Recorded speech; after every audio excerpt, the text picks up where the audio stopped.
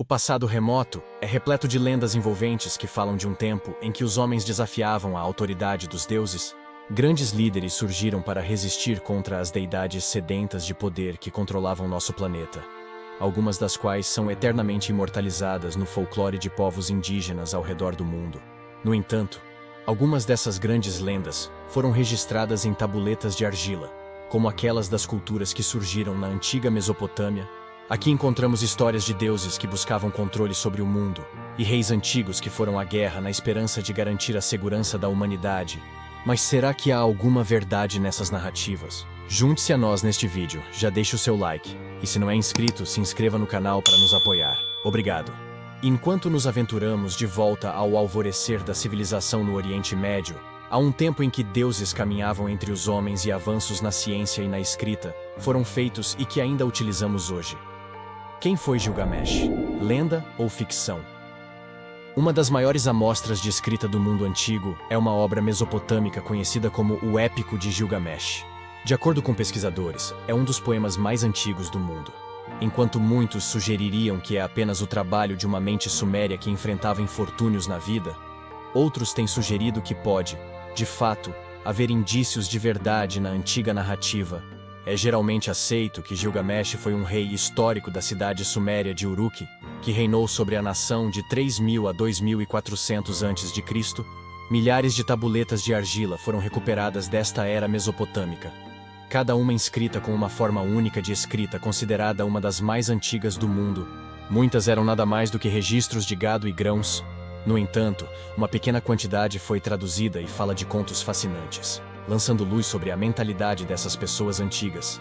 Acredita-se que as primeiras tabuletas disponíveis que registram o Épico de Gilgamesh datam por volta de 2000 a.C., mas são principalmente incompletas. Uma versão babilônica posterior existe, que está cerca de 2/3 completa.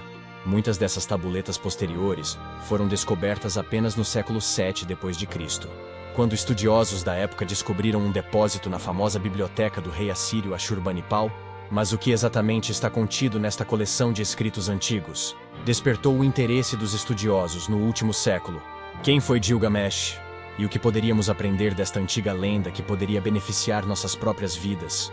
A versão mais completa do épico mesopotâmico começa com elogios sendo concedidos a Gilgamesh, um mortal semidivino conhecido como um grande construtor, guerreiro e rei de Uruk, chamado de conhecedor de todas as coisas em terra e mar. Segundo a lenda, ele se tornou tão poderoso que uma divindade conhecida como Anu decidiu que seu domínio deveria chegar ao fim.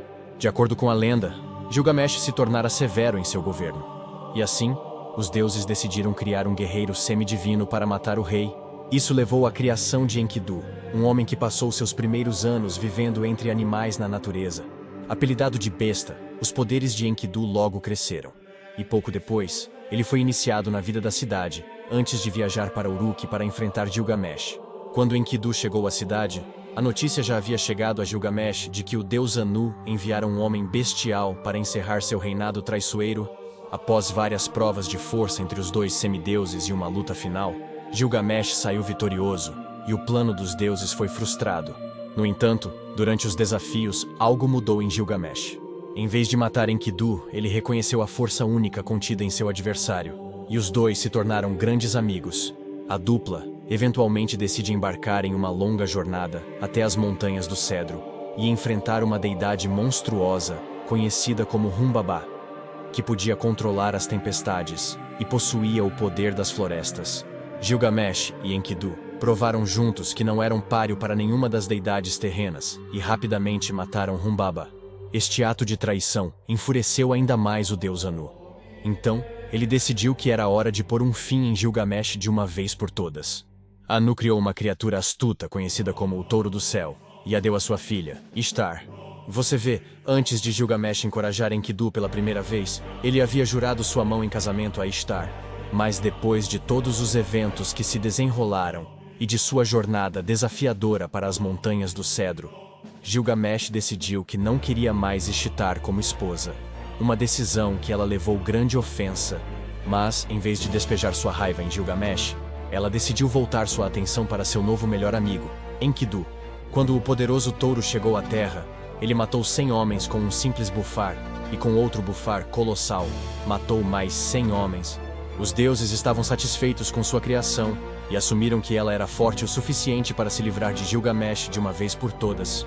Então, enviaram o touro do céu para caçar o rei de Uruk, eventualmente encontrando ambos ele e Enkidu. Quando o touro avistou os dois companheiros, bufou e investiu contra Enkidu, mas ele conseguiu esquivar-se da besta, e quando ela passou, ele pulou em suas costas, agarrando-a pelos chifres. Enkidu gritou para Gilgamesh: "Meu amigo, nós nos gabamos de que deixaríamos nomes duradouros. Agora enfia tua espada entre a nuca e os chifres." Então, Gilgamesh seguiu o touro, puxou-o pela grossura de sua cauda e cravou sua espada entre a nuca e os chifres, matando-o instantaneamente. Quando mataram o touro do céu, cortaram-lhe o coração e o deram ao deus Shamash, e os irmãos descansaram. Na noite depois que Gilgamesh e Enkidu mataram o touro, este último teve um sonho. Ele se levantou da cama para contar a Gilgamesh a visão que acabara de testemunhar. "Oh, meu amigo, por que os grandes deuses se sentam juntos em conselho?" Quando o dia chegou, ele disse a Gilgamesh: "Tive um sonho na noite passada. Todos os deuses, Anu, Enlil, Ea e Shamash, se sentaram em conselho, e Anu disse a Enlil: porque mataram o touro do céu e mataram Humbaba. Um dos dois deve morrer, que seja aquele que despojou as montanhas do cedro." Pouco depois, Enkidu ficou doente com uma doença desconhecida, e em uma semana ficou claro que ele logo partiria. Gilgamesh estava angustiado com a doença de seu amigo, e lágrimas corriam por seu rosto, pois ele sabia que seu irmão logo deixaria a terra. As últimas palavras de Enkidu para Gilgamesh foram: "Meu amigo, a grande deusa me amaldiçoou, e devo morrer envergonhado. Não morrerei como um homem caído em batalha. Eu temia cair, mas feliz é o homem que cai na batalha, pois devo morrer envergonhado." Após a morte de seu recém-adquirido companheiro, Gilgamesh entrou em um período de depressão imprevista. Isso o levou a embarcar em mais uma jornada, desta vez em busca de um segredo que poderia conceder a ele a vida eterna. Ele ouvira lendas sobre um homem conhecido como Utnapishtim, um imortal que sobrevivera ao grande dilúvio que destruiu grande parte do mundo muitos éons atrás. Gilgamesh procurou por várias cidades-estados da Mesopotâmia e aldeias vizinhas, conversando com muitas pessoas, mas nenhuma podia aproximá-lo da figura divina. Então, de repente, numa tarde, ele foi direcionado a uma vila, após ouvir falar de uma figura que vivia lá por séculos. De fato, este era Utnapishtim. Ele pensou consigo mesmo. E era, de fato, o homem que ele passara meses procurando. Gilgamesh implorou ao ancião pelos segredos da imortalidade, ao que Utnapishtim respondeu com um desafio para o rei de Uruk. O ancião desafiou Gilgamesh a deixar sua casa e permanecer acordado por 7 dias e noites completos. Somente então, ele revelaria ao rei todos os segredos que recebeu dos deuses. Claro, Gilgamesh falhou nesta tarefa, mas Utnapishtim decidiu revelar seus segredos. Ele apresentou o rei a plantas específicas que tinham qualidades para retardar o envelhecimento. Gilgamesh ficou radiante e planejou retornar imediatamente a Uruk para compartilhar isso com seu povo. No entanto, na longa jornada de volta, uma serpente rouba a planta, deixando o rei desolado, cansado e desapontado. Gilgamesh desiste de sua ânsia por vida eterna e retorna para Uruk de mãos vazias. Mas ele adquirira um novo nível de sabedoria e estava agora em paz consigo mesmo e com a ideia de sua própria mortalidade. O épico de Gilgamesh permanece como um dos maiores poemas do mundo antigo e até desempenhou um papel influente na literatura moderna. Mas, mais importante ainda, os temas ao longo do épico mesopotâmico são encontrados em literatura bíblica e clássica posterior. Em toda a Bíblia, encontramos vários temas, personagens e até enredos que são vistos pela primeira vez no épico de Gilgamesh. Desde relatos do Jardim do Éden até profetas e figuras singulares que sobreviveram a um grande dilúvio, tudo isso parece ter suas origens no épico mesopotâmico. Você sabia que uma lenda do dilúvio existia nos textos sumérios? A história de Gilgamesh foi baseada em realidade? E o que você pensa sobre os textos sumérios desta era? Conte-nos o que você acha dando sua opinião aí nos comentários. Se você gostou deste vídeo, deixe seu like, compartilhe e se tem alguma sugestão, deixe aí nos comentários, pois será bem-vinda. E se não é inscrito, se inscreva para mais vídeos como este. Obrigado por assistir e nos vemos no próximo vídeo.